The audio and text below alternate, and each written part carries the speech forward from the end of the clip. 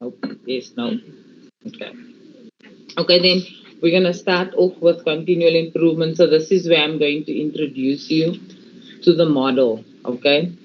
Remember, I said to you, continual improvement is so vital. It keeps on coming up. Okay. So now we're going to look at the model, and I'm going to use a personal example, right? As to how you can implement this model in your personal life. Remember, I said it can be used anywhere. Okay, it can be used anywhere within the organization, and it can be used in your personal life as well. Okay, so let's touch on that. But before we get there, please tell me what's the purpose of this practice. Let me close it.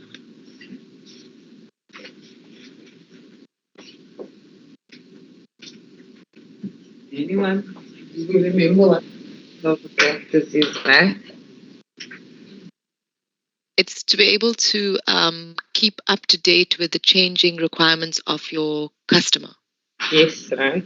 In constantly ensuring, and not only your customers, is yourself as well, the organization, everything with regards to the products and services that you're working on, constantly ensuring, the business is aligning it and growing and transforming with the needs as per se. Okay, so that's the main goal behind this practice. So now I'm going to introduce you to the model and basically just show you how you'd go about applying it. Okay, so like I said, I'm going to use a personal goal. So my personal goal in this model right here is to purchase a house, no, in Cape Town on the beach, right? Beachfront family home, guys. The holidays are it's expensive, no?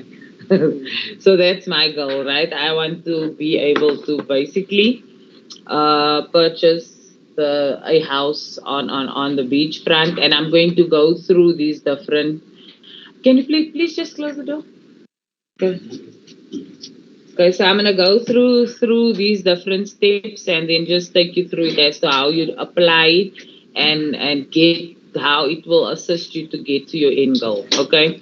So the first step that we're going to take is basically perform a current state assessment. Remember, I said to you the past 2 days, before you implement any change, you first have to start off with a current state assessment to basically give you an idea of where you are. It highlights what your gaps are, and then when you get to the finish line, you have something to measure against. Okay. So for me wanting to buy this house, I don't have money, right? I don't have cash to purchase this house. So I'm gonna rely on the bank. That's money breaking first. Eh? You must first accumulate that money. I can't. Did you see what's the prices of those houses? Then why are you choosing it there? Because when I go on holidays in December, I no longer want to pay those large amounts. I want to have a house at my disposal that I can go to if I feel like taking a holiday in Cape Town. So that's why I want to buy that house. But it's my goal. Yeah, but I know we're trying to help each other. Even me now, I can't just wake up and say, you know what, I need my Boeing jet outside. Do I have food? But if I can work towards that and then let me just listen to me, let me apply these steps, then you'll see I will be able to That's achieve fine. I it. just want to align with your My thinking, yes. okay. My thinking here Since is I want that. It's my goal, and I'm gonna work towards it to get it right. Yes. I'm gonna put certain things in place because that's why you have goals. Work towards it. It makes life interesting. Okay. So that's my goal. So now when I do my current state assessment, I realize I don't have money. Okay. I cannot buy this cash. So I'm going to rely on the bank to assist me with the goal. Okay. Um, so that's the first thing I discovered when I did my current state assessment. Secondly, let's say hypothetically speaking, I realized that there's three accounts that I have. It's debt, okay, and I feel like if I'm going to settle those three accounts, I will have room in my budget to basically do my monthly payments once I'm approved at the bank for this house, right? So that is what I've determined. determined I don't have the money to buy it cash, and secondly, when I pay up those three accounts, I will have room available to afford this house. So that's what I determined with my currency. Is that okay with you? It's okay, but again, you have that room. The house to stand there, it's still gonna be showing you on your It pocket. won't, man. It won't. It doesn't matter. Even if it's standing there, you are not there. You have to pay those late. No, but then I can rent it out for the times that I'm not there. There's people always wanting to go on holidays. I can put it on these sites, these holiday sites. And then if I'm not available, people get to stay there. Okay. Okay, listen to my thing now.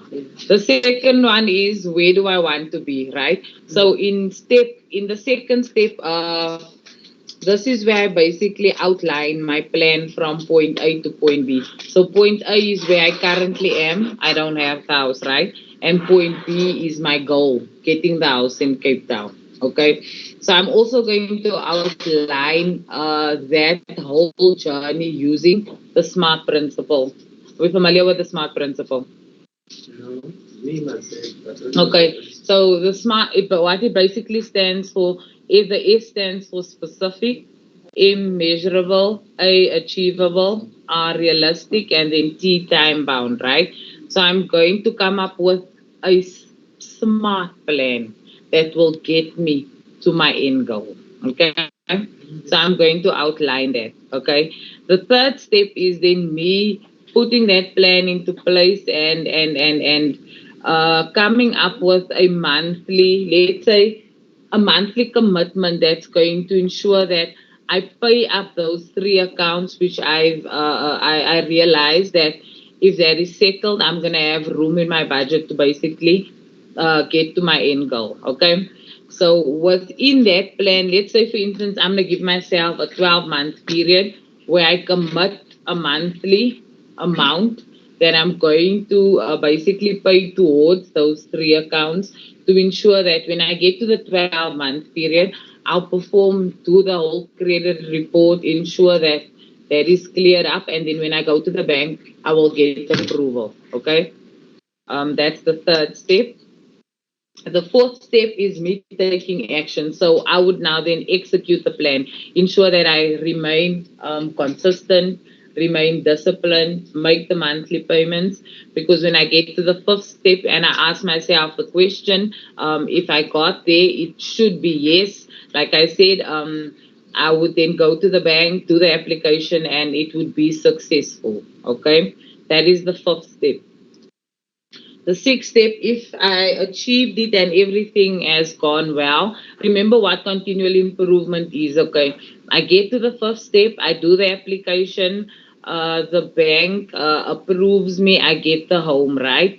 The last step is me now maintaining whatever I have access to and then also building on from there. Okay, so the last step is me basically moving into the house and then, let's say, fixing up a room or adding a door somewhere or whatever the case may be, but ensuring that, remember, I maintain whatever's in place and build on from there. Okay, this is in a perfect world where everything goes well. Okay, but we know us having certain goals, we don't get to our destinations, with one smooth basically drive, right? I can get to this step and basically the answer can be no. Okay, because let's say I've come up with this 12-month plan. I've committed a certain amount, and here out of nowhere another financial responsibility creeps up from somewhere. Okay, and that financial responsibility does now not allow me to remain consistent where I'm taking action. Okay, so this is my journey. Okay, it's my goals. I know what exactly I need to determine and what needs to what I need to put in place. So let's say, for instance, I'm at the take action step, and there I'm now. I experience some sort of obstacle. Okay, remember I said to you there's a whole lot of flexibility when it comes to these models. So let's just say this does happen, and I have to now take the money that I've committed to that 12-month period and basically spend it on something else. Okay. When I realize that and I see I actually need 3 months or 6 months added to this plan, I can easily do so because it's my journey. Like I said, there's a whole lot of flexibility. I can add or take away the months as need be. Okay, that can be something negative. But now let's just say I'm on this journey and I get to the fourth step and something positive happens in my life.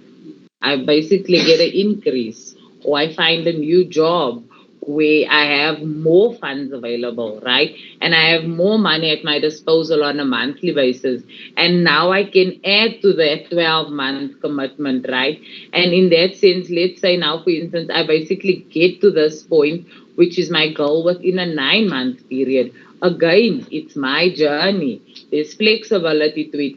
I can take away months and add months as I see fit, as long as I just work towards getting to the end goal, which is me doing the application and basically getting access to the funds to be able to purchase the home. Okay. Another thing that I can rely on to assist me with getting to my end goal is a SWOT analysis. Remember, I said it's my journey. So let's say there's an obstacle that pitch up here in the fourth step where I need to now recommit funds elsewhere. Okay, I need to understand what those weaknesses are, what those threats are, turn them into opportunities and my strengths. Let's say in my situation, I would then need more time to get to my goal at the time that I need it. In your situation, it might be something else, resources, okay? Depending on what your goal is and your obstacles while taking, basically trying to implement this model. Like I said, it's your journey. You would know exactly what is required. You can add and take away, but the main goal is for you to constantly work towards getting to your goal, right? And that smart plan is going to assist you because just think about it. That 12-month plan, it's specific, it's measurable. I'm measuring myself on a monthly basis, right?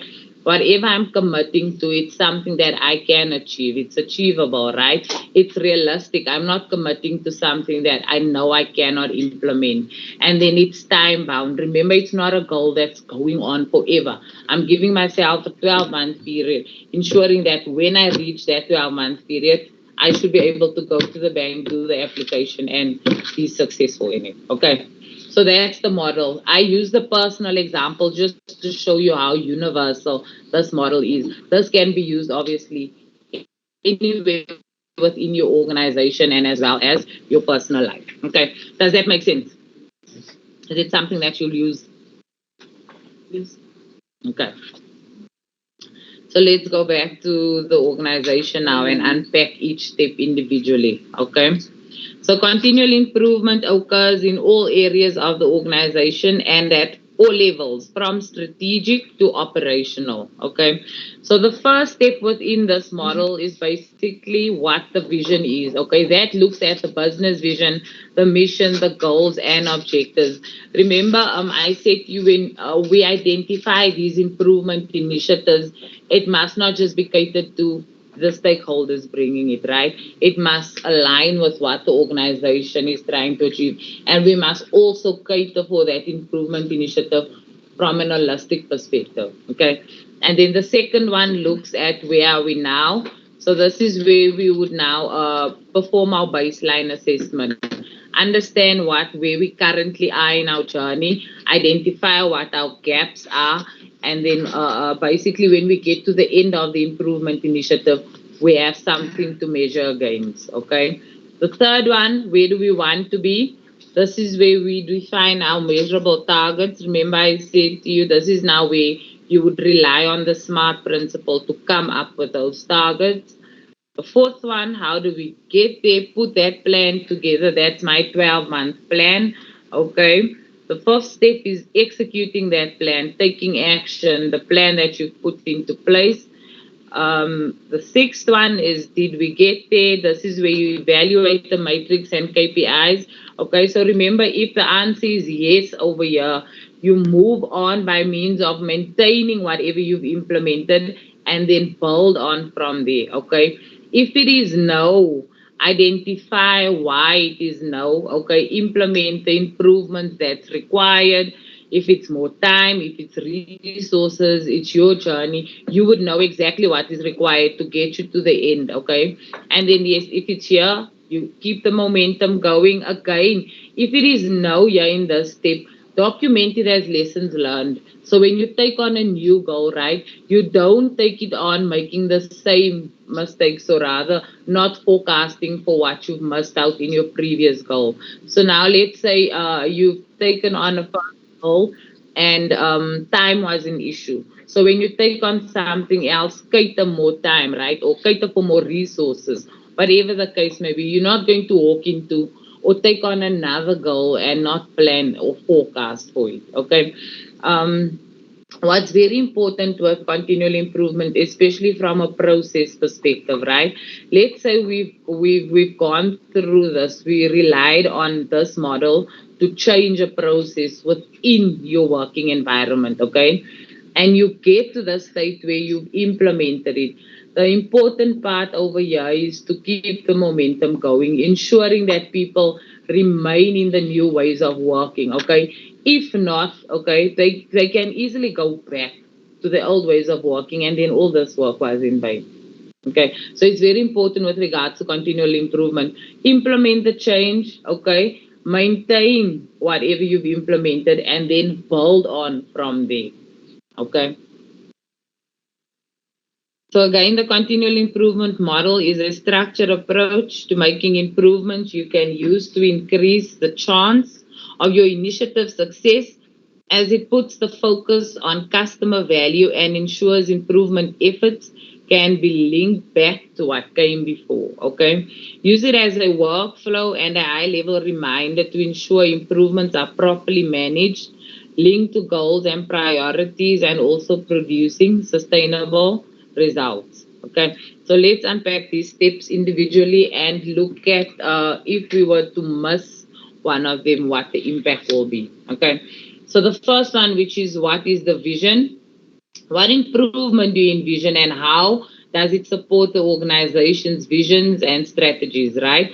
This step focuses on articulating how the initiative supports the organization's vision and objectives and creating a high level vision for the improvement. If you skip this step, improvements might only be optimized for the people and teams involved. And remember, that's what we want to get away from. Okay, it will not put the focus on the whole organization, and we want to move away from those siloed operations, right? So again, when there's improvement initiatives, it must align with what the business vision, mission, goals, and objectives are. And when we cater for it, we have to cater for it from an holistical perspective. Okay, that's the first step. The second one, where are we now? So this is basically where we now need to identify, what the improvement journey is and where exactly we are. Okay, it's clear, you have your point A and your future state, which is point B. Okay, so we need to perform our baseline assessments, understand what exactly is in place, the competence, skills, even the culture, processes, and procedures and capabilities of the available technologies. Okay, if you skip this step, it will be hard to show progress, as you'll have nothing to measure against. So you wouldn't have anything to compare against because you wouldn't have a baseline assessment. Okay. The third one, where do you want to be? So this is where we outline your point B, the target state, by specifying objectives following the SMART principle. Okay. You can also rely on your critical success factors and your KPIs to assist with coming up with this plan. Okay. If you skip this step, the target state will be unclear and it will be hard to explain to stakeholders what they may gain from the initiative, resulting in low support or even resistance to your initiative. Okay.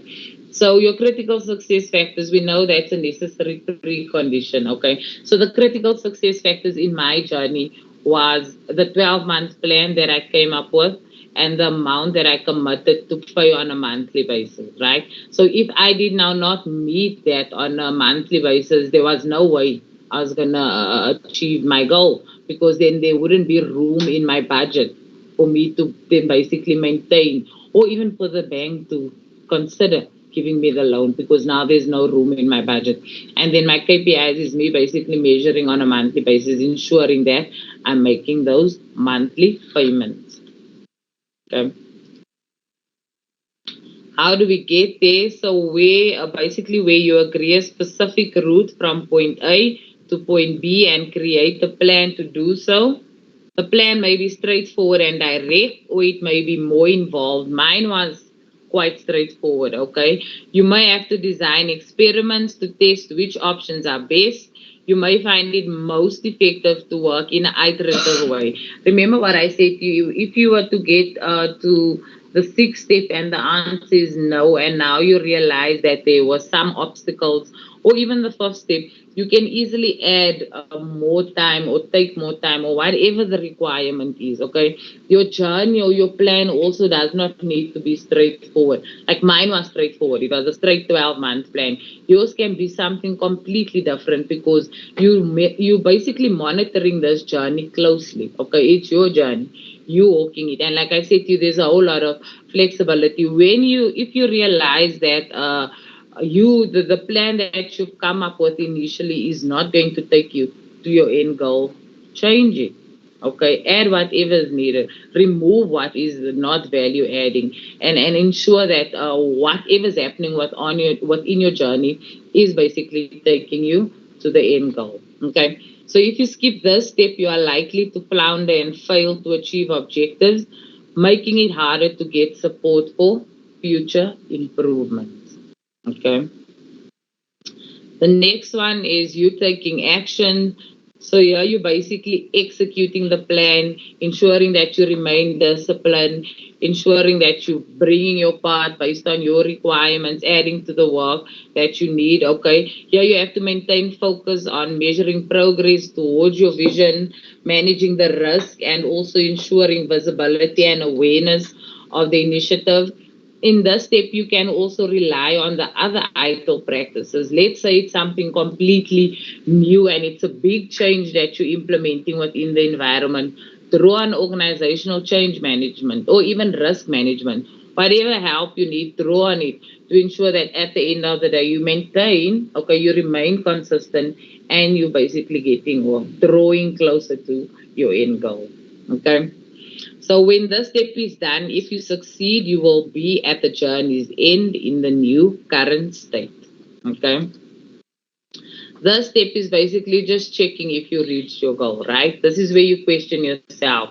Like I said, if the answer is no, you go back and change whatever needs to be changed. You also document it as lessons learned, so that you do not basically approach your future goals the same. Okay.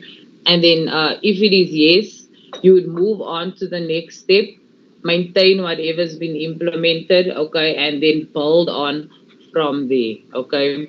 Like I said to you, especially if it's a process change or whatever initiative it is, it's vital to ensure that you keep the momentum going, ensure that people adhere to the changes that's been implemented, and then build on from there, okay. So there are many models and techniques that can be employed for making improvements. It's not a requirement for an organization specifically to use ITIL4 continual improvement model. Okay. Remember what I said in the beginning of the course. ITIL works well with these other service management frameworks as well. I said to you that the guiding principles aren't unique to ITIL. You can find them in these other service management frameworks. You can find a continual improvement and all the process uh, service management frameworks also apply. If there is something that will work in your organization, lean on that. You don't need to solely lean on ITIL. Okay, like it speaks to each other. There's no contradiction, right? They're basically all under one umbrella when it comes to service management. So we'll do the exercise at the end. And then we've spoken about how to organize and track continual improvement. Remember, I gave an example of my previous organization. I said to you, other organizations add it to your performance appraisals. So for the organizations or for the individual that's here, that's not making use of it, right?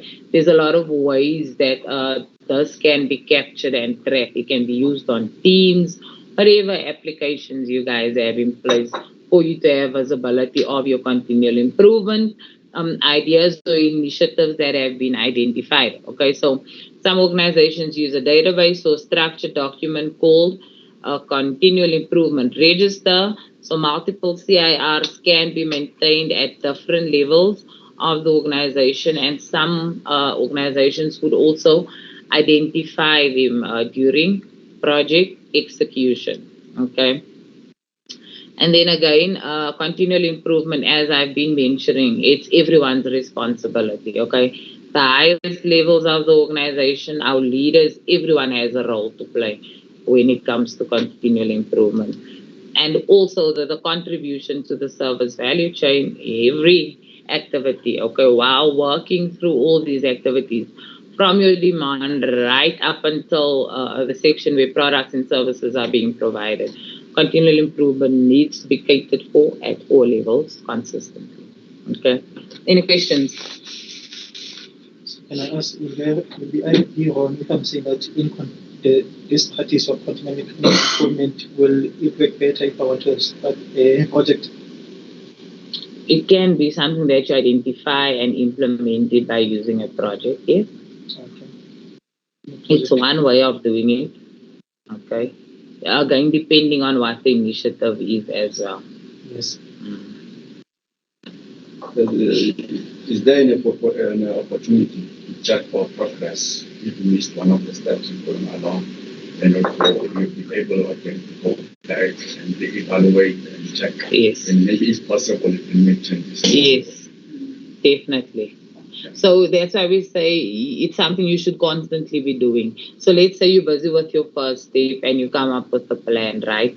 Check, is it aligning to, is there alignment between your goal and what you've come up with? Okay, so you measuring it, your eyes on it closely. So if there's changes, you get to deal with it. So you don't also wait until, let's say, for instance, I wait until my 12-month journey before I implement change, even though I saw like, look, I'm not going to reach my goal, right? So that's why it's important to constantly go back. So in the event that there's changes needed to be implemented, you do. You don't wait until you reach your end goal and now act all surprised because you've not reached your goal. But meanwhile, you've not acted on what you've actually seen happening. So you have to constantly go back. Okay. Okay, so yesterday we ended off with problem management, which was about like a lot of information. So I just want to touch on those key points again. Remember, problem management can take on two approaches, proactive or reactive. When it's proactive, we rely on external resources as well as information coming in via our monitoring and event management systems. And then reactive looks at the information that entered already via incident management. Okay. Also, remember the three phases of problem management: problem identification, problem control, and error control. Okay. Problem identification is us gathering the information of the problems that might cause issues or are already causing issues. Okay. Problem control is us analyzing, documenting, and analyzing that information. Okay. And when applicable, we then get to apply those temporary fixes, our workarounds. That's where the problems also, the status changes. It becomes known errors. Okay. Remember what a known error is. It's a problem that has been analyzed but has not yet been resolved. Okay. And then error control allows us to reassess our known errors, ensure that it remains intact. Remember, I said some problems tend to be complex and can't be resolved initially or all at one go. Okay, so error control allows us to constantly reassess these temporary fixes It also allows us to do our root cause analysis and come up with our permanent solution. Okay. Some instances we're not able to implement our permanent solutions. So that's where our problems now remain in a known error status. Okay. And they are then logged on a risk register. Respective people are informed in the event that something might happen. Okay. And then I introduced you to the continual improvement model. And I just want to highlight again, this is it's important, throughout any organization. It's important on a personal level, right? Continual improvement is really important on a personal level. Always check. There's always room for improvement. Are you providing your services? Are you, let's say, are you basically performing at your best within your current within your current role? And if there's room for, or you've identified certain areas that needs a change, go ahead and implement the changes. It's to your benefit. Okay. Any questions on that? Okay, so let's move on to key management practice 3. Okay, so now we're going to look at service level management and change enablement. Okay, and also look at how they contribute to the service value chain. So, do we remember what the purpose of this practice is?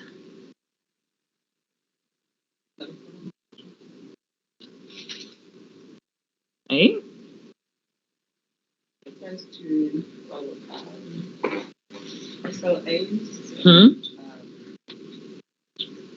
Ensuring that they are maintained, right? As doing investigations, doing service reviews, coming into contact with our customers, okay, assessing the information coming in, measuring it against the targets that we've agreed upon, and ensuring we're meeting them. If not, again, there's work to be done, okay? So that's the purpose of the practice. What exactly does a service level mean? What is a service level? Level, I think the terms agreed upon. It can be. The expectations. Or just a metric, a measurement, right? Something that you get to measure against. So it's one of my metrics that define the expected or achieved service quality. Okay.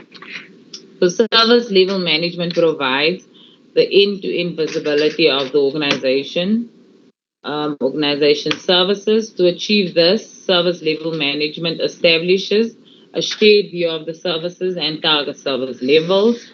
It also ensures that the organization meets the defined service levels through the collection, like I said, analysis, storage, and reporting of the relevant matrix for the identified services. Perform service reviews to ensure that the current set of services continues to meet. So that's where that feedback mechanism comes in, right? Remember, we say we're not just assuming everyone is happy, okay? And it also ensure that we capture and report on the service issues. So I said yesterday, it shouldn't just be a tick box exercise. We really need to find out how our customers perceive the services we deliver to them. Okay, so what skills and competencies are required for successful service level management? What do you think you need? A good relationship. Relationship management, because you're communicating, right? What else? Analysis of data. Say that again, Aziza. Analysis of data received. Yes. So business analysis. Okay. What else? Be able to also analyze the financial implications. Yes. From a commercial or supplier communication, yes, communication, that will form part of the relationship management, right? And like individual knowing the business, understanding what goes into the services being delivered, what it takes to deliver those services. There's nothing worse than having someone agree on SLAs that doesn't understand the groundwork going in to the services being provided, because then the individual might agree on unrealistic expectations. So you need to really understand what goes into providing these services, okay? So that we cannot undersell and basically underdeliver, okay? So what does a service level agreement mean? What does the agreement mean?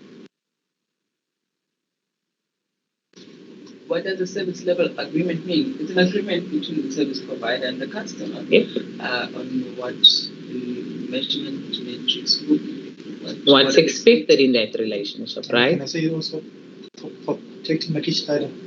Yes. What? Defining roles and Responsibilities, what we need to deliver on, what we cannot deliver on, time frames and everything. Yes. Okay.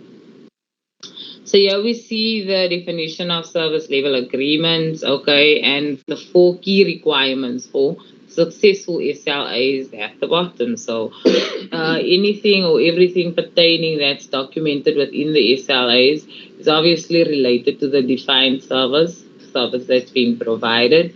Clearly define the service outcomes, not just from an operational perspective. It reflects the agreement between the provider and the consumer, and it must be simply written and easy to understand for all parties, especially in the event that someone might step out of the role and someone else steps in. Shouldn't be a maze or something that cannot be understood. Okay, we would again constantly have to check up or try and figure out what the party agreed to and whatever was documented. Okay. So remember yesterday I touched on the watermelon SLA effect. Or do we know what the watermelon SLA effect is? So let's say, as an example, right? When we go into discussions and there's agreements with regards to what SA or SLA pertains, right? Let's say there's normally an agreement where, let's say, the service provider agrees to uptime of 99.6% of the time, okay? And the customer would give leeway for 0.4% of the time, okay? So let's say we have an incident for 1 month, that happens. The system goes down, the service provider gets the system up within 0.4% of the time.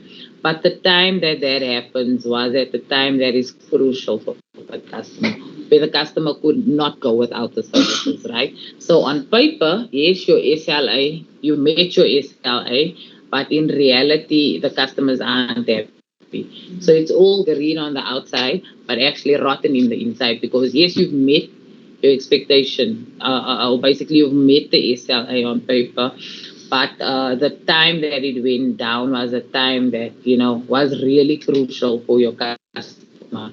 And that basically just takes me back to what I said in the beginning of the training. Know your customers, know what's important to them, ensure that you're providing the services and the expected value when they need it most. Okay, so it goes into building those solid relationships and understanding what and when times are crucial, when they cannot go without these services, and you ensuring that nothing is happening within the environment.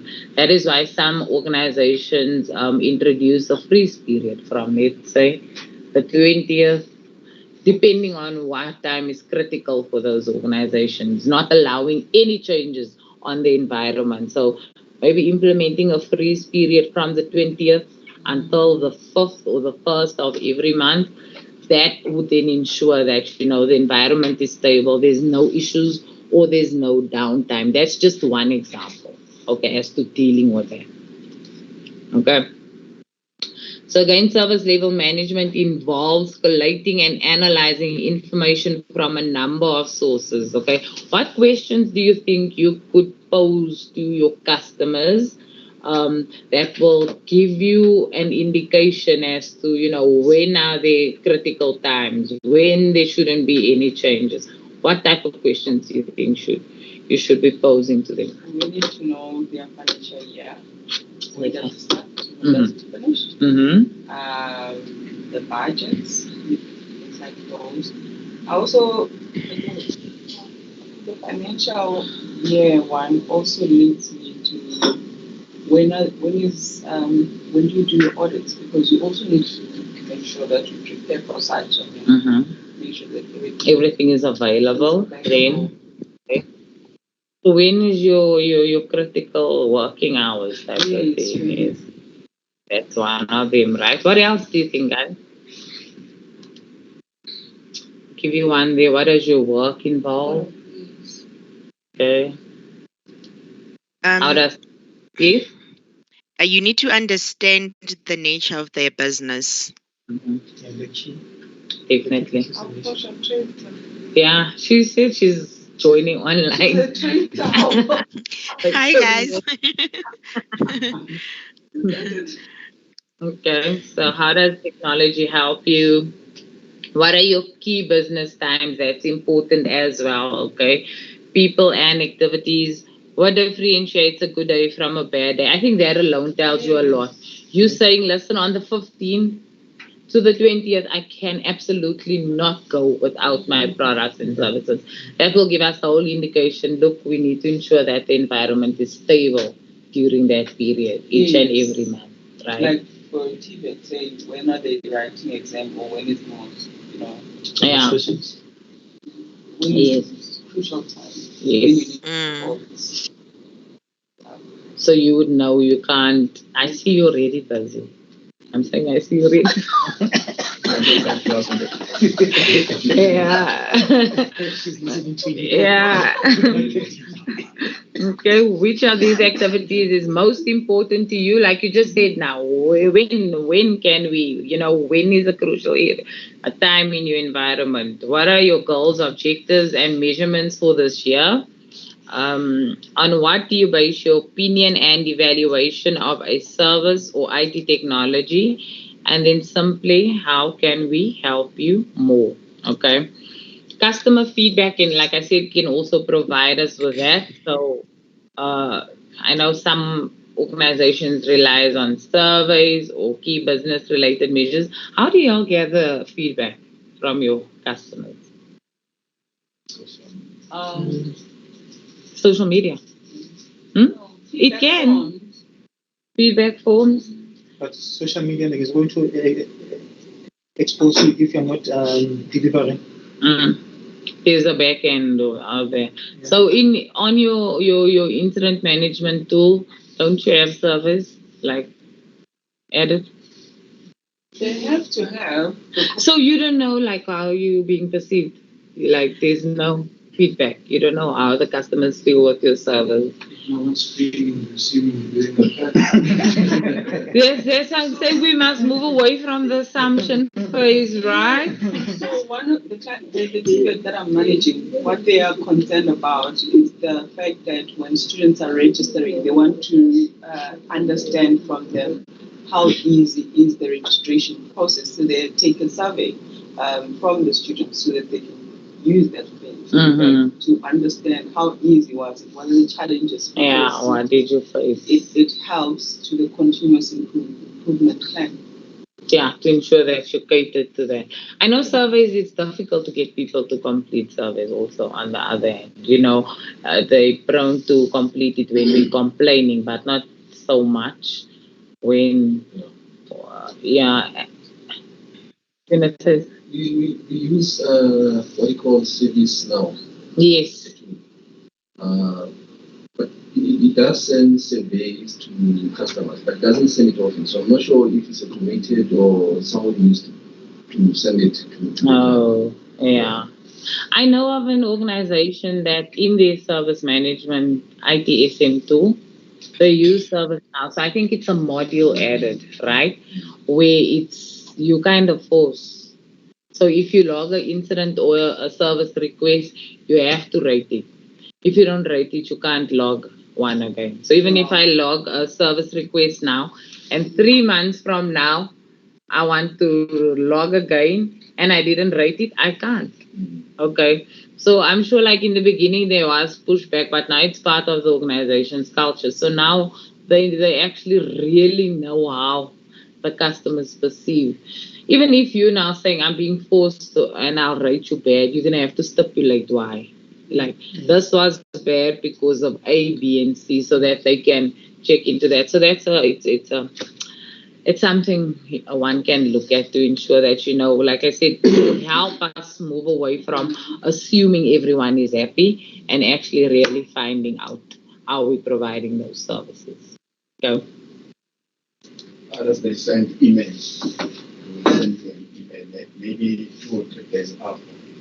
kind of contact you, get an email to say how to fill up our service. Yeah. Others needing SMS, you respond to that SMS. But others just to comment or innovate. Yeah. Or check. Mm. That's how others do it. Others they do after 2 days to get the response. It's a late, ne? Yeah. And then also, if it's not consistent, you don't know how to basically look at the data. Like if you get two responses in a month, that's not the accurate display of what's really happening. So, and there's different ways that you can also get feedback. It does not necessarily have to be surveys, right? Some would be again have a road show, have a lunch and learn session where you showcase what you provide as a service provider. In that event, you'll also get feedback of customers who came into contact with those services, and they can then let you know, but this isn't what I experienced, or this is not how it was when I came into contact. Again, that will give you a view of what you need to change or not. So there's a lot. You can be creative with encouraging feedback. You don't solely need to rely on surveys or whatever the case may be. Okay. So in the case, there are two types of matrix we can look at, operational and business. So business is low level. That looks at availability, response, and resolution times. And then business matrix, basically any business related activity deemed useful or valuable by the customer and used as a means of gauging the success of the service. Okay. And then the contribution to the service value chain is engage, plan, and improve. Okay, so from an engage perspective, this is where service level management ensures ongoing engagement. Again, like we said, encouraging that feedback, getting a view of how they perceive the services that we're providing. And then from a plan perspective, SLM supports planning of the product and service portfolio and service offerings, and basically also looking at the trends and the performance, right? And remember, with improve, this is where we receive the feedback from our users, as well as look at the requirements and apply changes as need be. Okay. Change enablement. Do we remember what the purpose of this practice is? Mm-hmm. Ensuring that those changes are implemented successfully, right? Remember, we said we all should have a fully fledged change process, change committee in our organization. Change enablement also allows us to manage a change schedule, which is vital. Okay. A study from some time ago identified that 80% of the incidents that organization in the study received was based on unauthorized changes. So that alone tells you how important change enablement is in an organization. Okay. Also, change control must balance the need to make beneficial changes that will deliver additional value with the need to protect customers. However, that should not cause any delay. Okay, so whatever we require, and I think that's why we sit as often. I think once a week. I don't know, most organizations once or twice a week, depending on the requirement. Okay. So what does change mean to you, and how would you define change enablement?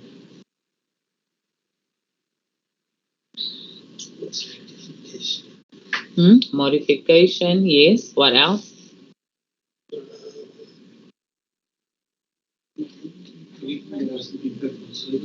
Mm-hmm. Indirectly or directly. Okay. So this is your last trigger for the course, right? So change is any addition, modification, or removal of anything that can have direct or indirect effect on your service. Requires the whole process. Okay.